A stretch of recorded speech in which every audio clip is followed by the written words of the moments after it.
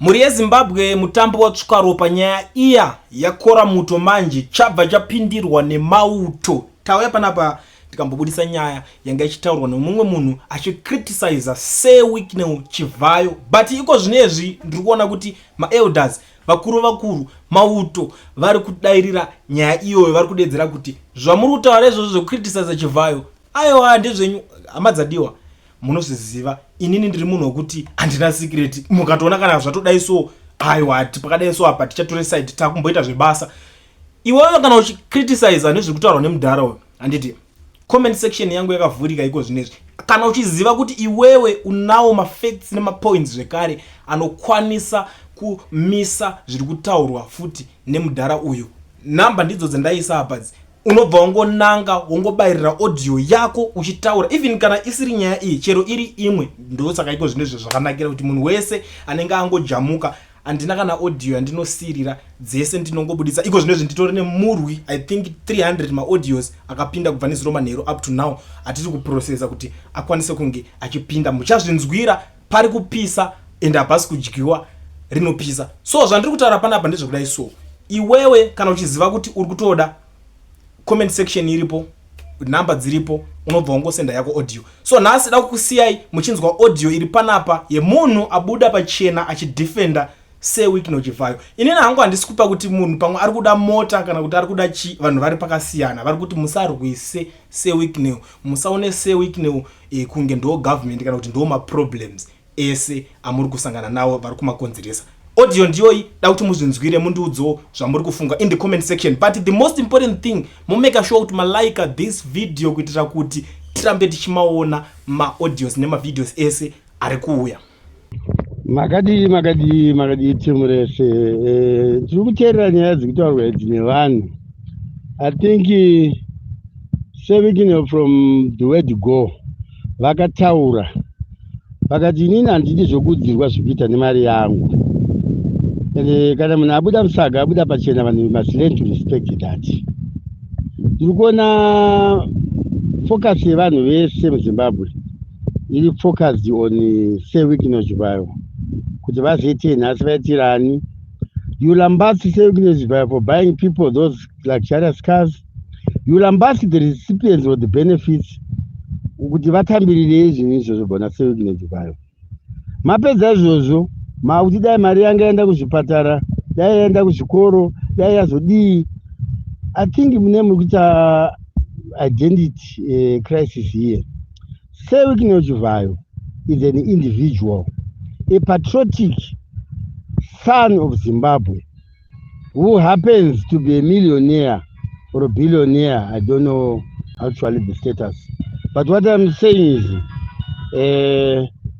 seWicknell as an individual, vasave ivo hurumende kwamuri, vasave ivo government. Asi munhu musatore maproblem egovernment nenyika maisa maoko maseWicknell. Mwanawo ari kutozamawo paari kukwanisa kuita zvaari kuita. Handisi kudefenda, but I'm giving a critical analysis. Unoona vanhu vachiisa picture yaseWicknell Chivayo vachichema, picture yaseWicknell Chivayo mota yava yakakrasha. What picture are you painting? Chii chamune muchishurudzira pamunhu? It's so bad. No matter how much you hate him, there are so many souls who are praying for him, for divine intervention, for God to keep on blessing that young man, seWicknell Chivayo. It's not fair, guys. Kuti mungotsimba muchilambasa mwana who is actually doing good things. Imimi kana muchiziva kuti you are very far away where my beneficiaries, you better shut your mouth and keep it for sadza. Regerai iye asaridza vanhu vake ega vaari kuda kublessa, achiitira musangano wake wakapromota black indigenization. ZANU-PF ndiyo inopromota mayouth, ndiyo inopromota empowerment yema-black Zimbabweans. Unoona kuti criticism inobva kuvanhu veopposition. I was reading what Coltart said about Peter Ndlovu and his receiving of that car in South Africa. It actually shows that the grapes are sour. If it was to him who had received that car, I don't think he was going to say anything. Please, let's not change good things that are being done. How many millionaires do we have in Zimbabwe? Today I was reading about 25 of them, but not even one. I didn't hear of anyone who has done what Sewikino has done.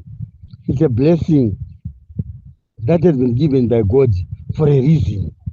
That's why Sewikino is doing what he's doing. He's blessing his church, and someone is not feeling happy with that. Please, ladies and gentlemen, let's be learned people. Let's learn to appreciate other people and receive them as they are, and look things from their perspective as much as we differ with them.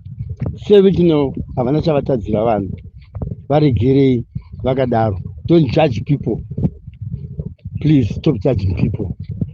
Let that man live his free life. Thank him for every gesture.